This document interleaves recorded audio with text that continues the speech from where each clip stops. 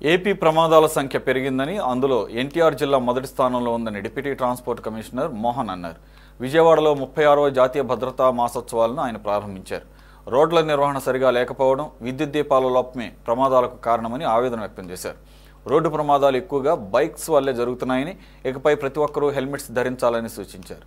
భద్రతా మాసోత్సవాలపై మరింత సమాచారం డిప్యూటీ ట్రాన్స్పోర్ట్ కమిషనర్తో మోహన్తో మా సిటీ 24/7 ప్రతినిధి మహేష్ ఫేస్ టు ఫేస్. నివారణ లక్ష్యంగా ఎన్టీఆర్ జిల్లా వ్యాప్తంగా రాష్ట్ర భద్రతా మాసోత్సవాలను నిర్వహిస్తున్నామని చెప్పేసి డీటీసీ మోహన్ చెప్తున్నారు. దానిపై పూర్తి వివరాలు ఆయన అడిగి తెలుసుకుందాం. సార్ చెప్పండి, గతంలో కూడా అనేక రకాల యాక్సిడెంట్లు అనేవి జరుగుతూనే ఉన్నాయి. వాటిని నివారించడానికి గత 36 సంవత్సరాలుగా కూడా అప్పుడు వారోత్సవాలు చేసేవారు, ఇప్పుడు మాసోత్సవాలు చేస్తున్నారు. అయినా సరే యాక్సిడెంట్లు అనేవి జరుగుతూనే ఉన్నాయి. దీని మీద మీరు ప్రత్యేక శ్రద్ధగా ఏం తీసుకుంటున్నారు? అంటే ఇప్పుడు మనకు కొత్త చట్టం అమల్లోకి వచ్చినప్పటి నుంచి కూడా మనం 1/1/1990 నుంచి కూడా ప్రతి సంవత్సరం కూడా మొదటి వారాన్ని మనం రహదారి భద్రతా వారోత్సవాలుగా గత 20 సంవత్సరాలుగా నిర్వహించుకుంటున్నాం. తర్వాత దాన్ని కొంచెం ఇంకా ప్రమాదాలు ఎక్కువ జరుగుతున్నాయి కాబట్టి గత 2 సంవత్సరాల నుంచి మనం మాసోత్సవాలుగా 1 మంత్ చేయాలని చేసి ప్రజల దృష్టిని కొంచెం మనం ఎడ్యుకేషన్ సైడ్ మరలించి వాళ్ళకి గుర్తు చేయడం ద్వారా కొన్ని ప్రమాదాలు నివారించవచ్చు అని చెప్పి ministry of road transport and highways government of India వారు, అలాగే మన రాష్ట్ర ప్రభుత్వం ఇచ్చిన ఆదేశాల మేరకు మనం ఇప్పుడు 16వ తారీఖు జనవరి నుంచి ఫిబ్రవరి 15వ తారీఖు వరకు కూడా 30 రోజుల పాటు మనం మాసోత్సవాలు నిర్వహిస్తున్నాం. దీంట్లో ముఖ్యంగా ప్రమాదాలు జరగడానికి కారణాలు అంటే మనకు ఎడ్యుకేషను, ఇంజనీరింగ్, ఎన్ఫోర్స్మెంట్ 3E అంటాం. కానీ ఇంజనీరింగ్ పార్ట్ అంటే మనకు రోడ్లని స్ట్రైట్ రోడ్గా వేయడము, లేకుంటే రోడ్ని ఇంప్రూవ్మెంట్ చేయడము, అక్కడ సిగ్నల్స్ పెట్టడము, ఇదంతా కూడా మన ఖర్చుతో కూడుకున్న పని.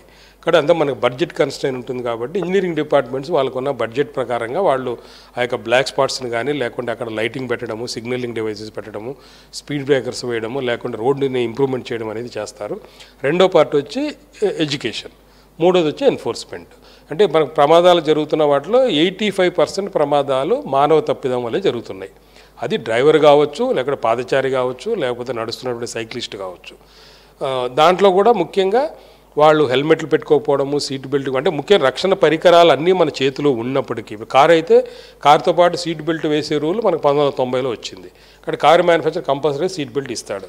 కానీ దాన్ని పెట్టుకోకుండా ఆ క్లిప్పులు పెట్టుకొని వెళ్ళి వాళ్ళంతా వాళ్ళ ప్రమాదాలకు గురై, ప్రమాదం జరిగినప్పుడు 10,000 వాహనాలలో ఖచ్చితంగా రోజుకు ఒక ప్రమాదం జరుగుతుంది. అది స్టాటిస్టికల్ డేటా.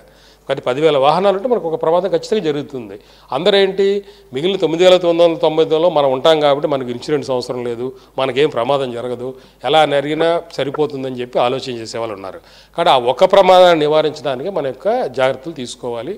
ఆ ఒక్క మనిషిని కాపాడడం కోరమే మన యొక్క సీట్ బెల్ట్ ఖచ్చితంగా మిగిలిన అందరూ కూడా పెట్టుకోవాలి. సార్ అలాగే విజయవాడలోనే మన కమిషనరేట్ పరిధి విజయవాడలోనే ఈ స్నేక్ డ్రైవ్స్ అని చెప్పేసి, ర్యాష్ డ్రైవింగ్స్ అని, ఈ కొంతమంది యువత ప్రత్యేకించి వీటికి స్పెషలైజేషన్ లాగా కూడా ఉంటారు. వాళ్ళు అలాంటి వాటి మీదే దృష్టి చేస్తూ ఉంటారు. దీనిపై పోలీస్ శాఖ కూడా నిరంతరంగా నిఘా అయితే చేస్తుంది. దీనికి మీ శాఖ నుంచి మీరు ఎలా చేస్తారు? మాకు ఇన్ఫర్మేషన్ ఉంటే ఖచ్చితంగా మేము వాటికి, ఎందుకంటే రేసింగ్ అండ్ ట్రయల్ అనేది కూడా పెద్ద serious offence motor vehicle act ప్రకారంగా. కానీ ఖచ్చితంగా మాకు అలాంటి సమాచారాలు ఎక్కువ పోలీస్ అధికారులకు ఉంటుంది. వాళ్ళకు కూడా ఈ పవర్స్ ఉన్నాయి కాబట్టి వాళ్ళే చేస్తున్నారు. వాళ్ళు కనుక మా యొక్క సహాయపడినా వాళ్ళు మేము కలిసి చేయడానికి కూడా, నిన్న కూడా రవాణా శాఖ, పోలీస్ శాఖ సంయుక్తంగా మోటార్ వాహనాల చట్టాన్ని అమలు చేస్తున్నాము. దాంట్లో భాగంగా టౌన్లో మాకున్నటువంటి సిబ్బంది కొరత ద్వారా సిటీ పరిధిలో ఎక్కువగా ట్రాఫిక్ పోలీసులు, ట్రాఫిక్ వాళ్ళు ఆ యొక్క నిబంధనలను అమలు చేయడం జరుగుతుంది. అలాగే హైవే మీద బస్సులు, ట్రాన్స్పోర్ట్ వెహికల్స్ ఏవైతే లారీలు, బస్సులకు సంబంధించినటువంటి మేజర్ అఫెన్సెస్ ఉన్నాయో రెవెన్యూ ఓరియంటెడ్గా రవాణా శాఖ వాటి మీద మాకున్న సిబ్బంది కొర ద్వారా చేస్తున్నాం. ఇన్ఫర్మేషన్ వస్తే మటుకు ఖచ్చితంగా ఎవరి మీదైనా చర్యలు తీసుకోవడానికి రవాణా శాఖ వెనుకాడదు. సార్ అలాగే మేజర్గా విజయవాడ నగరంలో ట్రాఫిక్ రద్దీ విపరీతంగా పెరిగిపోయి ఉంది. అందులో భాగంగా ముఖ్యంగా ఈ ఆటో వ్యక్తులు 4-in-1 అని చెప్పి అంటారు. అధిక జనాభాని కూడా ట్రాన్స్పోర్ట్ చేస్తారు. ముఖ్యంగా ఉదయం పూట స్కూల్కి పంపించే పిల్లలు, వాళ్ళను కూడా ఇరికించి కూడా వెళ్తున్నారు. దీని మీద నిఘా ఎలాగ పెడుతున్నారు? ఖచ్చితంగా మనం ప్రతి సీజన్ అప్పుడు కూడా ఈ యొక్క స్పెషల్ డ్రైవ్ పెడుతున్నాము. స్కూల్ బస్సులు మనము మే, జూన్ వాహనంలో ఫిట్నెస్ ఇచ్చేటప్పుడు కూడా వాటి మీద స్కూల్ బస్సులు అన్నింటిని కూడా ఎలాంటి వాహనాలకు మనకు నిబంధనలు, రూల్ 185 ప్రకారంగా నిబంధనలు లేని వాటికి మనం ఖచ్చితంగా రిజెక్ట్ చేస్తున్నాము. అలాంటివి వాళ్ళు మళ్ళీ రెక్టిఫికేషన్ చేసుకొస్తేనే వాళ్ళకి CFRR నోటీస్ ఇచ్చి డిఫెక్ట్స్ ఏమన్నాయో రాసి అవన్నీ రెక్టిఫై చేసుకున్న తర్వాత ఇష్యూ చేస్తున్నాం. దాదాపు ఒక 10 నుంచి 15% బస్సులు అయితే మేము ఇప్పటికి కూడా మేము ఇంకా ఫిట్నెస్లు చేయలేదు, అవి సరిగైన స్థితిలో లేనందువలన. అలాగే ఇప్పుడు ఆటోలకు సంబంధించి మనం పరిమితిని, పిల్లలు ఉన్నారు కాబట్టి 3 ప్యాసింజర్స్ బదులు 6 ప్యాసింజర్స్ స్కూల్ చిల్డ్రన్ వేసుకోవడానికి కూడా మనము దానికి పర్మిషన్ ఇవ్వడం జరిగింది. అయినప్పటికీ మీరు చెప్పినట్టుగా 8 మంది 10 మంది వేసుకుంటున్నారు.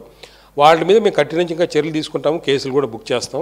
కానీ దీంట్లో రవాణా శాఖ అధికారులు ఉన్న 10 మంది సిబ్బందితో మాకు ఓవర్ బర్డెన్ అయిపోయాం కాబట్టి ఇప్పుడు 10 మంది ఎక్కుతున్నారంటే 6 మంది ఎక్కిన తర్వాత 7వ పిల్లవాడి నుంచి 10వ పిల్లవాడు వరకు ఎక్కేటప్పుడు 6 మంది ఆల్రెడీ ఉన్నారు. దీంట్లో మన పిల్లవాడు వెళ్ళగలడా లేడా అనే ఆలోచన తల్లిదండ్రులు కూడా చేయవలసిన అవసరం ఉంది. ఏ ఆటోలోనైతే డ్రైవర్ మిస్బిహేవ్ చేస్తున్నాడు, డ్రైవరు డ్రంక్ అండ్ డ్రైవింగ్లో ఉన్నాడు, డ్రైవరు పిల్లలతో అనుచితంగా ప్రవర్తిస్తున్నాడో, ఎక్కడైతే రేషన్ నెగ్లిజెన్స్ జరుగుతుందో వాళ్ళని తల్లిదండ్రులు ఖచ్చితంగా గమనించాలి. ఎక్కువ మంది వేసుకున్న ఆటోలలో వాళ్ళు ఆపేయడం వల్లనే దీని మన సామాజిక బాధ్యతగా తల్లిదండ్రులే దీనిని ప్రోత్సహించకుండా నివారించాలని చెప్పి నేను విజ్ఞప్తి చేస్తున్నాను. రవాణా శాఖ, పోలీస్ శాఖ వీటి మీద ఖచ్చితంగా చర్యలు తీసుకుంటూనే ఉంది. ఇంకా కూడా దాడులు మేము ముమ్మరం చేస్తాం.